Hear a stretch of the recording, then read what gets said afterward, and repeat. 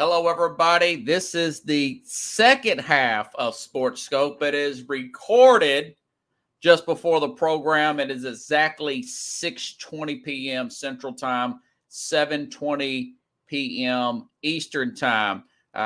You guys will see this part of Sports Scope after my first 30 minutes or so. Got a special guest I wanted to bring on.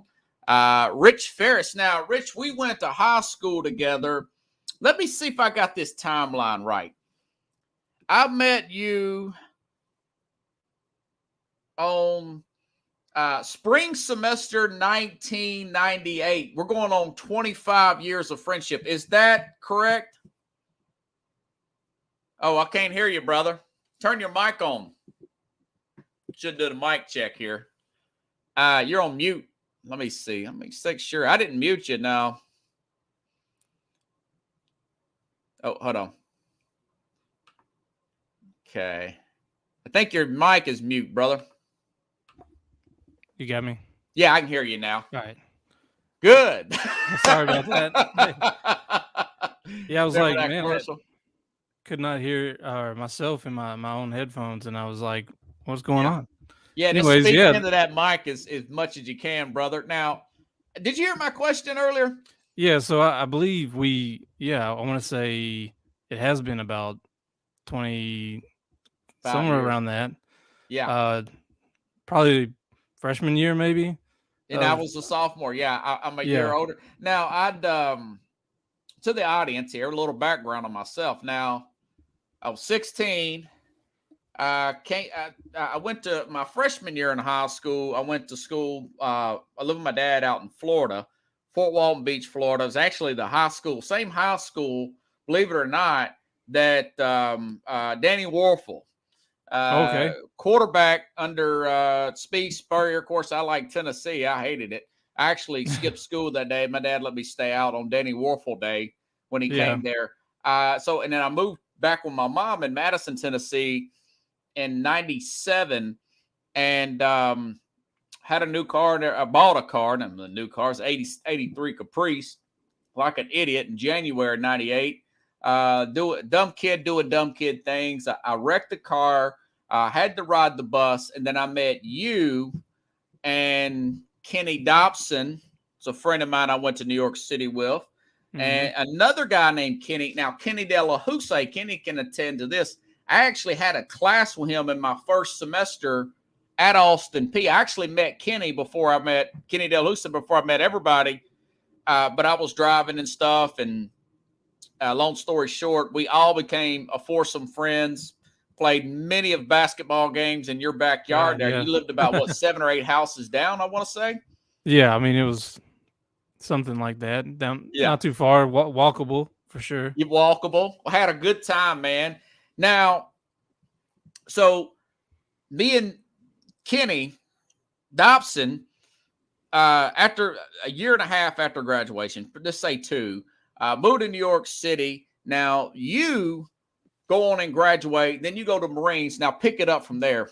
How long were you in the Marine Corps? I did 4 years. So when I was in high school, I actually went an extra year because I was a knucklehead and freshman, sophomore year. So I stayed brother. I stayed an extra year, and then didn't know what to do with myself. I mean, we didn't have money for college. Wanted to play sports, but wasn't good enough.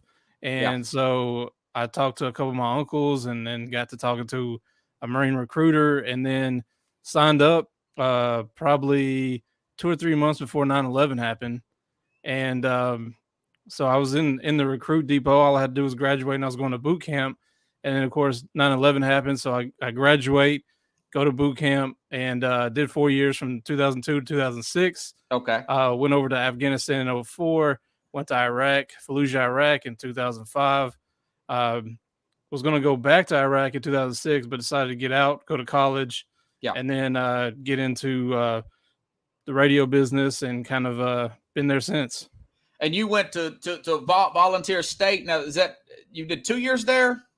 Yeah, I did 2 years. I was going to transfer to go to MTSU, get in their broadcast program, and picked up an internship with Cumulus Nashville, and never left. So I didn't go back to college. I just stayed doing, stuff in the business, and been there since. Now your title is promotions program director. I'm the senior director of promotions and marketing for Cumulus Nashville, but I primarily oversee our talk stations, so our sports station 104.5 The Zone and Titans Radio, and our news station Super Talk 99.7.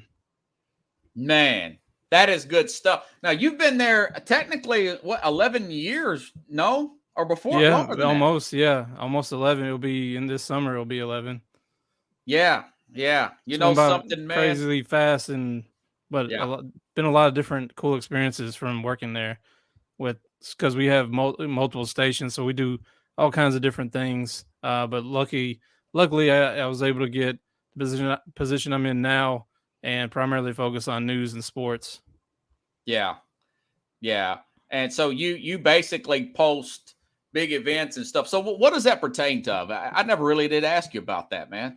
So I do all the kind of promotions and marketing for primarily 104.5 The Zone, Titans Radio, Super Talk 99.7. So a lot of the stuff I do, it just evolves around marketing, evolves around doing different promotions, contesting, handle all of our social media.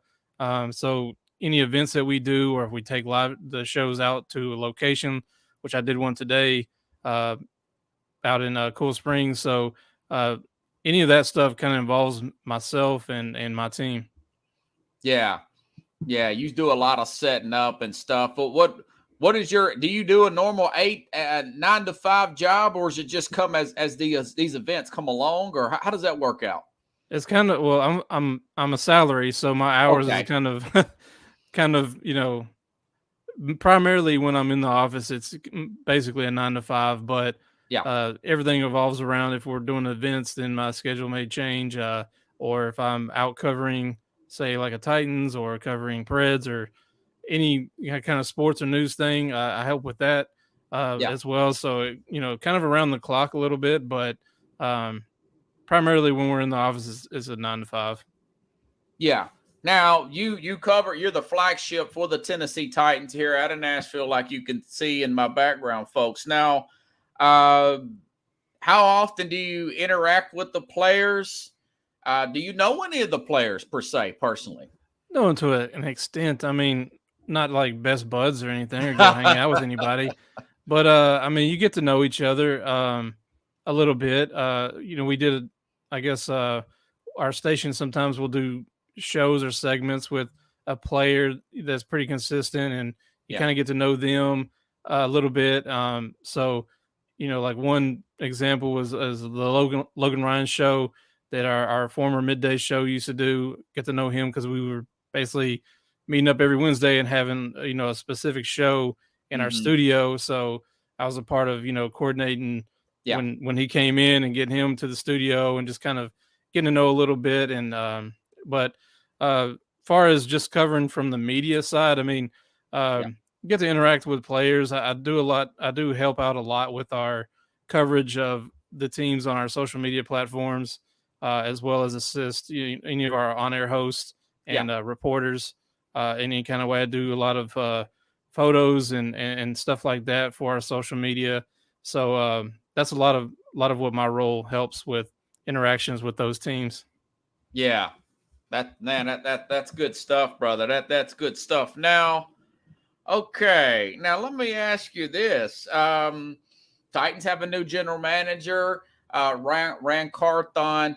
Do you think it was I don't know, acceptable? I don't know if that's even the right word. Was it the right move to move off John Robertson? It's been back and forth in my brain, me personally. I mean, how you fire a guy that's done nothing but had a winning team since he's been here? His draft 7. I mean, all GMs go through bad drafts. I don't care who you are. But I honestly think a lot of this is tied to AJ Brown, and the odd thing is after they fired him, the Titans didn't win the game for the rest of the season. I know he doesn't handle like the coaching side, but it's just a weird thing that happened that, as soon as he gets fired, they don't win a game for the rest of the year. Their injuries and everything pile up. And, and there's a lot of decisions that needs to be made now, and they're at a crossroads of what to do with the team. They got rid of some guys a couple weeks ago. Cut a few players that had some high salaries to get back under the cap and have enough money now to at least sign the incoming draft class. But I would imagine they're still going to do more because they're going to want to sign, free agents or re-sign players that are on the team that are coming free agents. So but going back to John Robinson, it's just a weird thing because it seemed like he came in and he was like the guy. I mean, he made some moves and got his first draft, trading back and picking up all kinds of picks and getting Derrick Henry in the second round with his third pick in the second round. Yeah. And it's just the more recent drafts I feel like didn't help the team as much. I feel like going through the COVID year, especially, was hard to evaluate players. And if you even go back and look at that draft was, the 2021 draft was bad. I mean, all the way through. Was that the Isaiah Wilson draft? No. Yeah. I believe. Wait, no. The tackle from that was the Caleb Farley draft. I guess.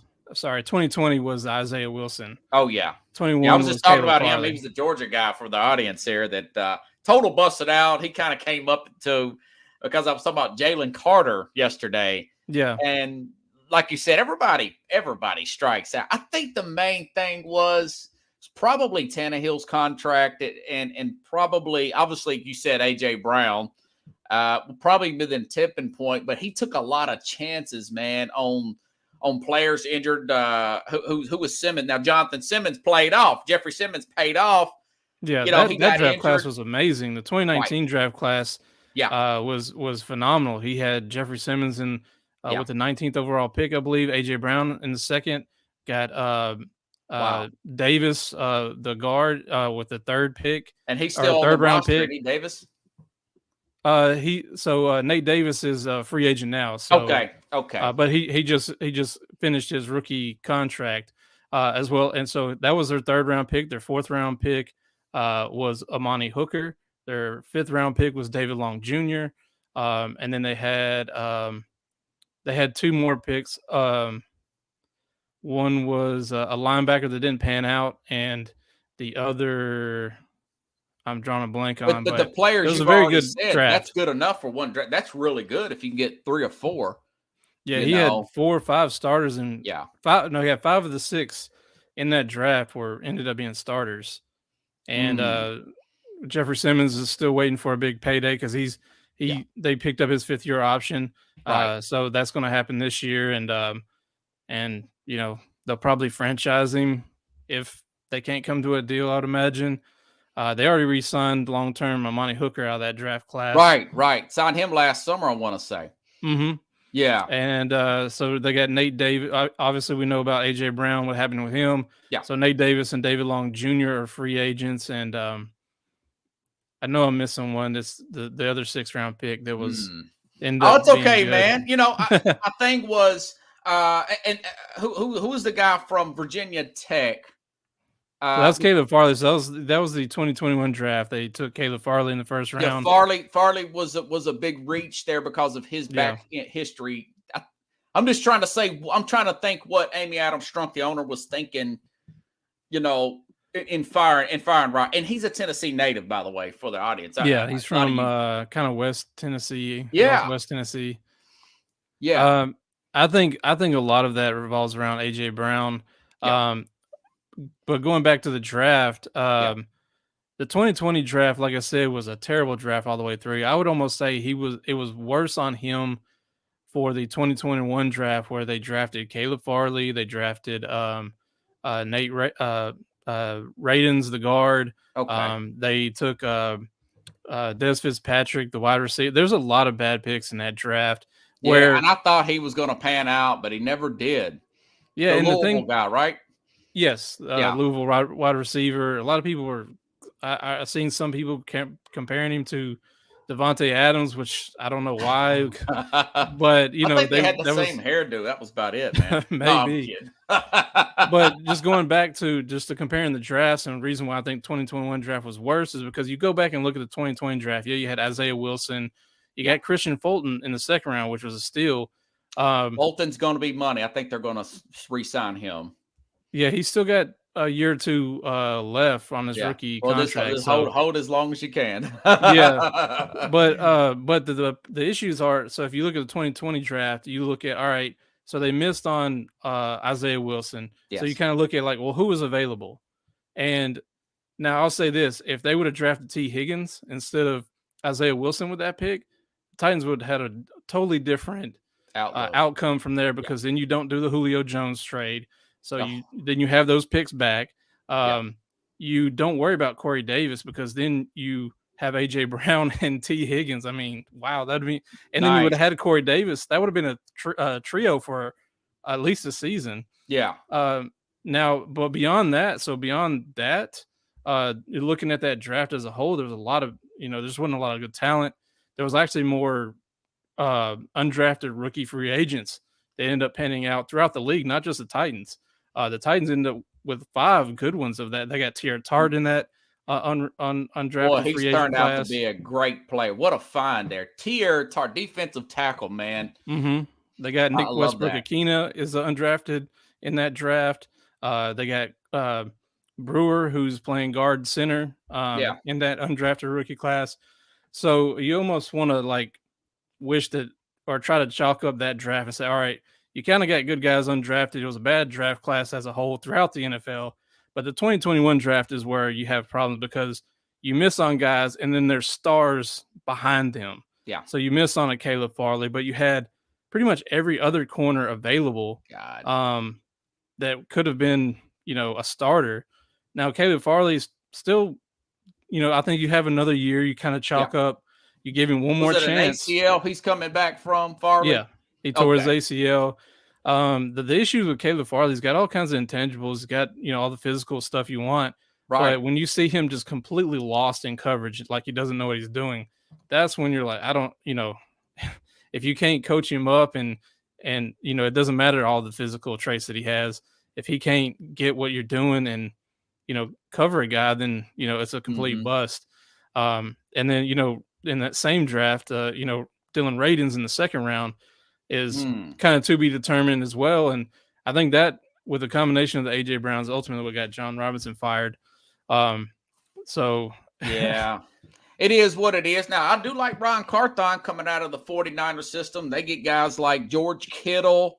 I read a lot. He's about our age too. Young guy, very young guy. Brings in Nashville, an assistant from Green Bay, Rich, by the way. What's that about the Green Bay? Yeah, he brought an assistant there from Green Bay. Yeah. Let me ask you this. Assistant GM, yeah, which is money there, right? What do you think now they obviously $11 million, there's going to be some other things that's going to be done there. Ryan Tannehill's a $36 million cap hit. What do you think they will do, and what do you think they should do with Tannehill? I think here's what people ask me this all the time, and I think with Tannehill, unless you have a plan to find somebody better, then you might as well keep him. Yeah. It's going to be very hard to try to convince a Mike Vrabel type coach to tank to try to get Caleb Williams next year. I don't see that. I don't see that in his DNA. You know what I mean? For Mike Vrabel. So I don't know who's a better option. So this draft class is, I like Bryce Young and the kid from Ohio State, but beyond that, DJ Stroud, I mean, those are your top 2 guys, but it's not a very good quarterback class. And then you look at free agency as, do you want to try to chase down Aaron Rodgers, who's just always a mess, coming out of dark rooms and caves or whatever he's doing? Yeah, that is funny. Not drugs. He still hasn't. Yeah, he still hasn't made. He's supposedly out, but he's going to make a decision soon on that. I think he'll probably stay with Green Bay. My guess is, but I think he's ultimately. Yeah, I think he's ultimately staying in Green Bay, or somebody like the Jets, who would thrive off of having that drama of having somebody like that at their quarterback. He's probably got another year or so in him that I think he can still play on a high level. but he's getting close to 40. I don't know his exact age, but right at 40. Yeah. So you're going back to the Titans with it. So do you take a chance on a guy like that? He's probably going to cost a lot more than Tannehill, and you still don't know what you're going to get because the Packers had a pretty bad year last year, and so it's no guarantee. It's not like a Tom Brady going to Tampa Bay scenario where you just think, okay, I get Aaron Rodgers, I'm going to the Super Bowl. Yeah. And he hadn't been in the Super Bowl in a while now, so and so you kind of look at who is better than Tannehill. A lot of people want to debate him and Derek Carr, but they're, to me, the same player. So I don't think you're going to get to the next level that you're wanting to get at with a guy like that. So you might as well stick with somebody who is here, is familiar with the coaching. And I still think Tannehill, if he would have had a better offensive line, a better offensive coordinator, it'd been a completely different season this past year. Yeah, well, they had 3 offensive linemen out from the year before. Remember, Ben Jones got hurt a lot.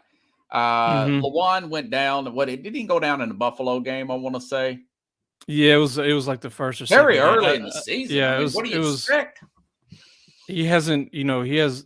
I was, as of the fan in me, he's always loved Taylor Lewan and just his character. I mean, I wouldn't say character because it's actually who he is, but the issue is that the past 3 seasons he hasn't played a full season because of 2 different ACLs and some other injuries. Half it's just time to move on. Man, by the way, I did that stat the other day. Half the games, and he knew. He knew, and he went back and said, "Listen, the whole thing about the whole garbage bags. I asked the team police security guy to bring them up, and Twitter made a big deal out of it. I don't know if you saw that. Here's the thing. I think Taylor Lewan's always gonna get the attention that he's looking for, and they may have hand delivered him. He loves that, don't he? Yeah, and I love it for him. I think he's doing a great job with his Busting with the Boys. I think he's doing a great job of media with Barstool. They have you've seen their show, and him and Will Compton they're like top guys in Barstool now, which is Barstool's. A friend of mine watches. My friend Kareem I work with. He says it's good. I've got to watch that. I've got to follow that, and so they definitely need an offensive. That first round. I mean, they've got to get. I would love to see him get that guy out of Northwestern, Sanatsky or whatever his name is, left tackle. Peter Skoronski. Yeah, or the Ohio State guy. Yeah, I think you go. You go tackle here, unless they. That this is the best part about it. You got a new GM. You just don't know what the Titans are going to do. The Big safe question mark, and brother. the reasonable. Mark. Yeah, the reasonable thing is, okay, if you stay at 11, you take the best tackle available, whether that's Skoronski, whether that's Paris Johnson Jr., or the Georgia tackle, dare I say it, even though they whiffed 2-3 years ago. But let me stop you there. I think you go tackle. I don't know if you watched my show yesterday. You got to look high and low now at these Georgia players. Kirby Smart's running a loose ship down there, man. Go ahead. Almost like what Florida in the early 2000s.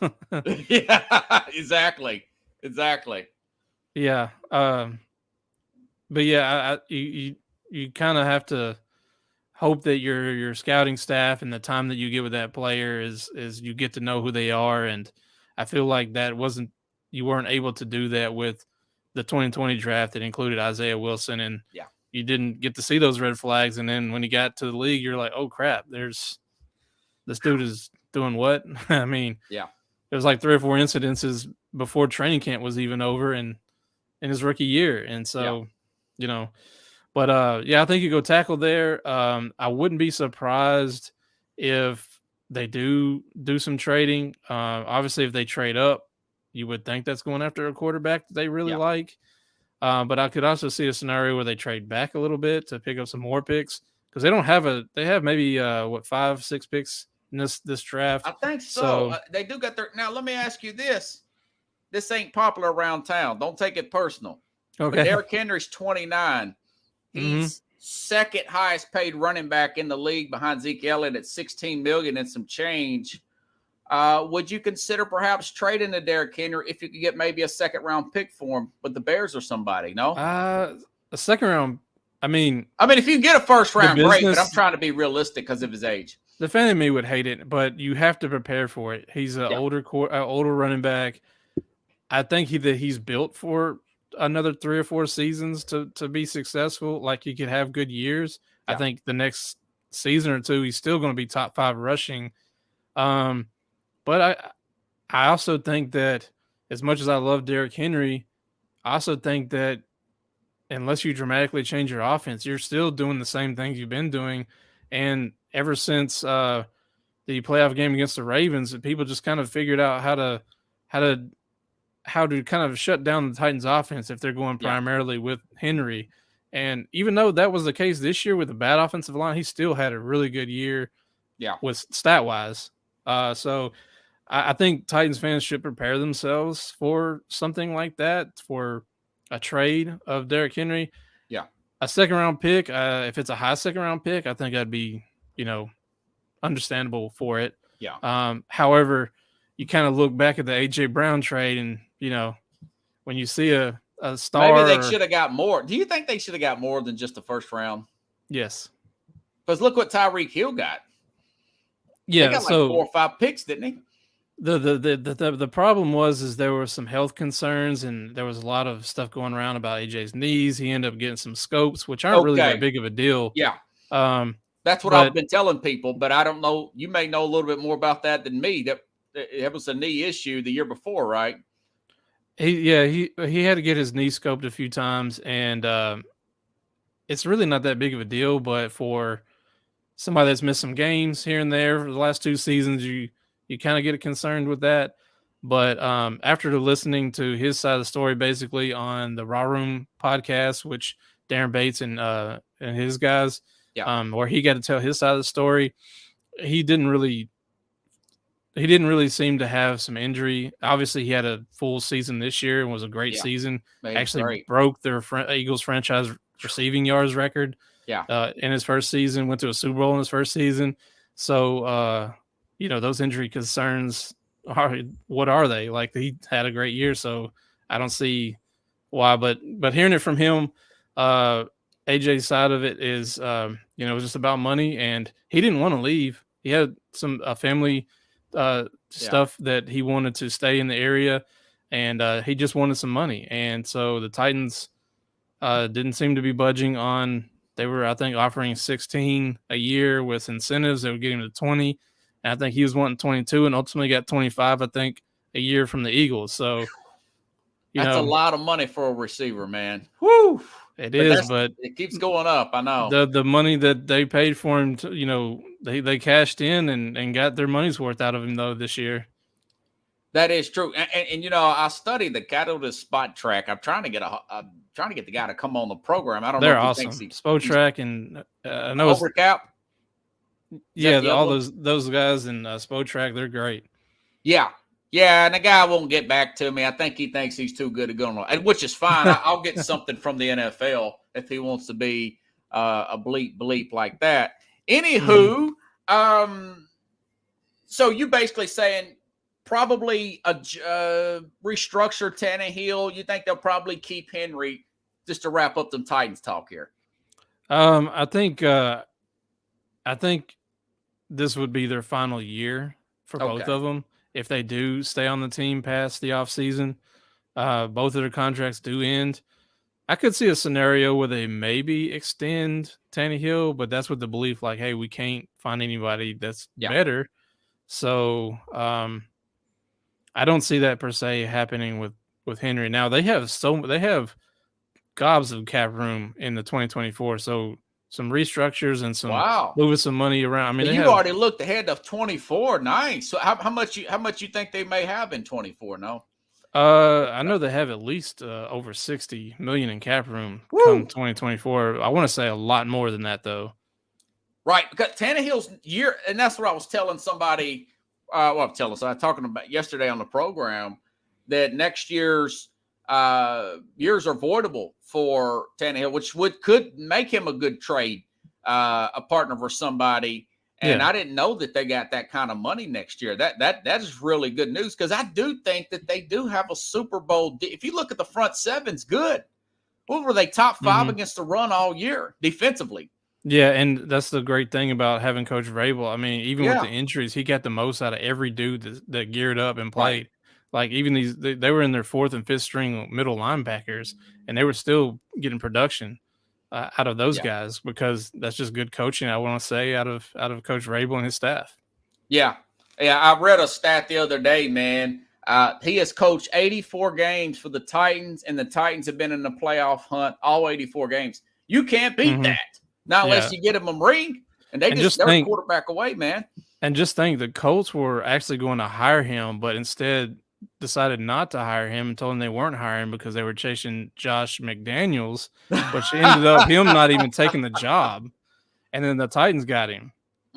That's that's a good find. I did not read that anywhere. Good find. So they were hired. The Colts were going to hire Mike Vrabel, and this is when obviously the Titans had Mike Mularkey, and they went to a playoff run with him, and still fired him as a winning head coach, and decided to bring in Mike Vrabel because Indy decided not to hire him, so they brought him in and hired him and fired Mike Mularkey. Yeah. So that's just always a fun thing to kind of look back on that. Hey, he could be that's great. And nobody else hired Mularkey, so I think they made the right move. And he went to Atlanta and was a tight ends coach, or he's been a staff member since. Yeah. But not as a head coach. Right. Yeah. Now let me ask you about big changes in Major League Baseball. You're a big Braves fan.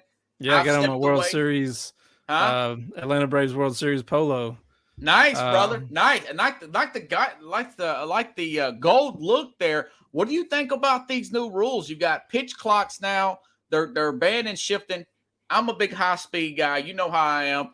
I like it. I'm really going to try to follow baseball this year. What are your thoughts about these pitch clock, man? See, I'm more of a baseball purist, so I figured I understand of keeping the game rolling, but I don't. I mean. I've seen some, especially that they did a lot in the minor leagues last year. With it, and they've done a lot in spring training, and are going to move forward with it. I know they're trying to speed up the game and make it get more eyeballs on the product, but I feel like you might see more pitching injuries more so because of this, because you're speeding up a guy throwing the ball, much more, at a higher rate of speed than normal. Yeah. So I'm interested to see the experiment with it, but I don't necessarily like it at this moment. Right. Okay. Now, do you know who? This is a pitcher for the Yankees, Wendy Peralta. Do you know who that is? Peralta. Peralta. PERALTA. It's not ringing the bell. A 20-second strikeout in spring training yesterday. And as a hitter, you'd probably hate that too, because you want to have a little bit of time to kind of make those adjustments in between pitches, and so it could play an advantage for a pitcher in a little bit there, or maybe not. So that's an interesting stat there. Yeah, unbelievable. Okay, now you got a podcast of your own. You should have told me beforehand. I would have subscribed to it. I did listen to a few of them. Now, I want to say, what's the name? It is Rich and Big Tan and Rich. It's me and just a couple of friends from high school, just like us. Yeah. And it's very laid back, very off the cuff. We have a lot of fun with it. So it's Big Tan Rich. You can find us on Apple, Spotify, Stitcher, Podbean, pretty much anywhere that you get podcasts. You can follow us on social media at Big Tan Rich as well. I'm actually going to record. We put out a show every Thursday night, usually around 9 p.m. We do our recordings at 7. What do you I'll be hopping on there after this. Richard? Just anything and everything. A lot of it's just the stuff that we do. Like last week we talked a lot. We sometimes get on tangents. We were actually talking about a trip that we're going on to Gatlinburg, and then we got on talking about Buc-ee's, the gas station. Because there's one halfway in between here and Knoxville. So we were talking about that. We were talking about a lot of different TV shows that are out. We talk about sports. So we talk about a little bit of everything, pop culture, and we talk about what's going on in our lives, and we just have a lot of fun with it. Nice. Okay. 9 p.m. Now, is that Central Time or Eastern Time? Central Time. Every Thursday you have a new one come out. Mm-hmm. Yeah. So we'll have one out tonight. I was listening to I think Kenny saying that he didn't want to help this guy squat or shoot a video. Oh yeah, they was talking about gym etiquette, and that's funny. That is true. What is that? That's so Instagram-ish. Hey man, can you film me working out, dude? What am I gonna do? I know I need to get my ass into a gym, but the more I see on social media how people just make this like some kind of Hollywood production of them working out and getting upset because people walk around and like, you're at a gym, it's a public place. Of course people are going to walk through your shot. Get over yourself. Yeah, everybody's a personal trainer now. Appreciate you coming on. I've got to switch gears and go back to my program. This one will be 7:30 Central Time, 8:30 Eastern Time. You'll be able to see our interview, Richard. And call me if you want to come back. You got my contact. I've had your number for 100 years. Yeah, I've had the same number. Brother, especially if you got breaking news inside from the Titans, man. Well, I got you. I'll let you know. Appreciate it, man. Have a good night. Thanks for having me. Yeah, all right, man. You too.